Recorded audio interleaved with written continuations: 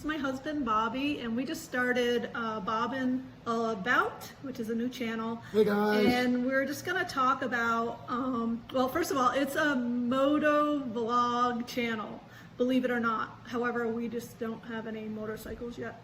But we are going to talk about how we got to Panama. We're actually in Panama right now. But we did ride for several years. Yes. And that's why we're going back to riding. That's where we found our joy. That's where we served the Lord.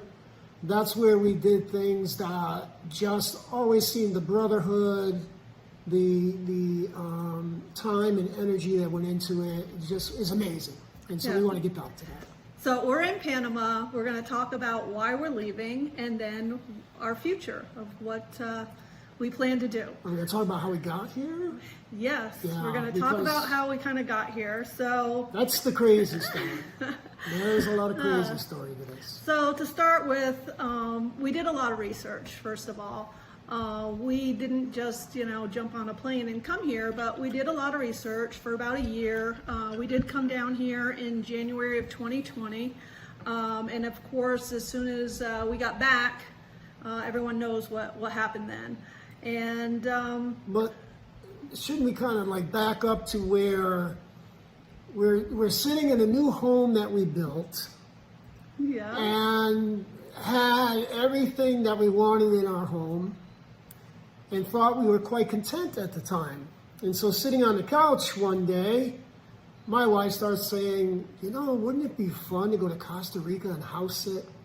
And I'm thinking, Costa Rica and house sit. Then she starts researching Panama. Now we're just in our new home. We're just starting to get a little bit, what I'm looking for, settled. Because we've been through selling houses, living in our trailer that we had, and all these different things. So it kind of started with, let's go do some house sitting and have a different kind of adventure. yeah. Yeah. Then we went to Panama. Yeah, and we visited and fell in love with the country. Of course, this is, prior pre-COVID. Pandemic. Yeah. So it was friendly. It was just beautiful. I mean, the mountains, the beaches, everything is just Peaceful. Really beautiful. The people were friendly. It has the the U.S. dollar, so we're like, okay, Panama is where we kind of want to come to have this adventure. We wanted to have community. We wanted to get into some ministry and just serve the Lord. Yeah, all kinds of things. So we had it set that Bobby was retiring at 62 in May. So we said, okay, come May, we're leaving the States and we're going to come here and begin our adventure. They call them expats. We're going to become expats. It's supposedly the #1 country for people that retire and can live a much higher economic lifestyle here with their Social Security, their pensions. And so that was what our site was, is that we'd still be able to live a nice economic life, laid back, not the craziness of city, not the craziness and fast pace. That was really what we were drawn to. I was. Yeah, so we began to sell everything.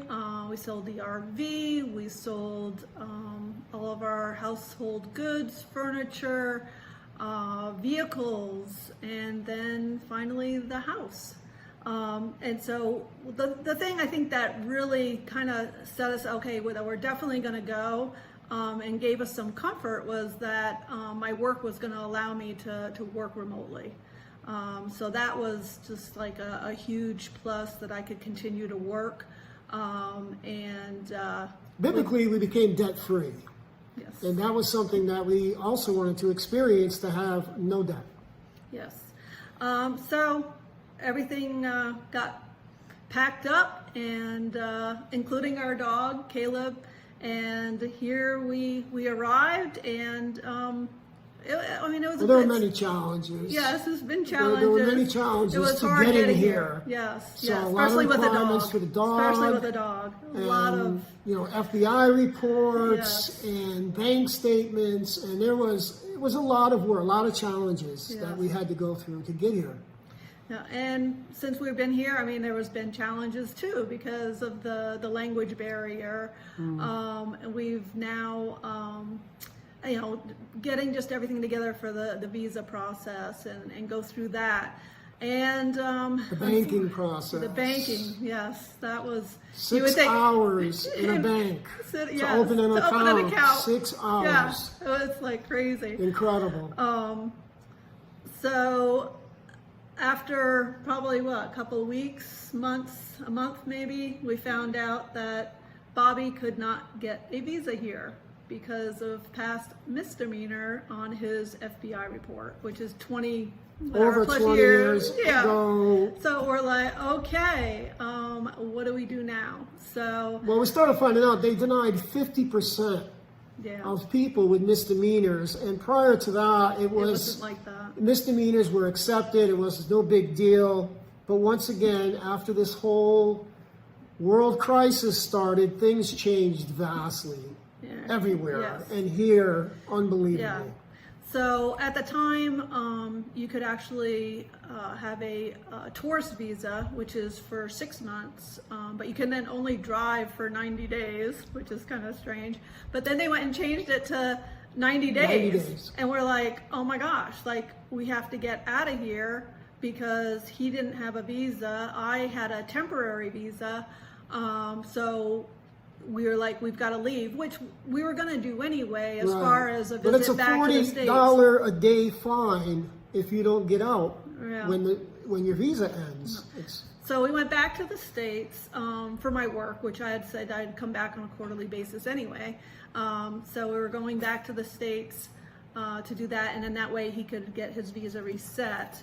And it's a month that we ended up, because you had to be out of the country for a month before you can even come back in. So we were out for almost had 5 to do weeks. that. I mean, just short of 5 weeks. So anyway, the reason that we're leaving is because he cannot get a visa here. And then of course there were other challenges, things that are just, they're different than the States. The infrastructure is just not quite the same as the States. We lose electricity quite often. The internet where we happen to be is not the best. I've heard, there's other places that you can get it a bit better, but it's just not great where we are. And then also the costs are increasing. The economics it's not what it was, in 2020 when we came. Rents are increasing, food prices are increasing, the gas is increasing, just like everything in the States, pretty much. Everything is becoming outrageous. Yeah. So anyway, we're planning on coming back to the States, and you want to tell them a little bit about what we plan to do? Right. Well, we also have, a granddaughter that's 4 months old with Matthew, and so we want to be a part of that as well. And we still have family there. And so we just felt it was the right decision to come back. The Lord has put on my heart to get back on a motorcycle. That's where we found a awesome ministry. We loved being with the community. There were so many things we loved to do.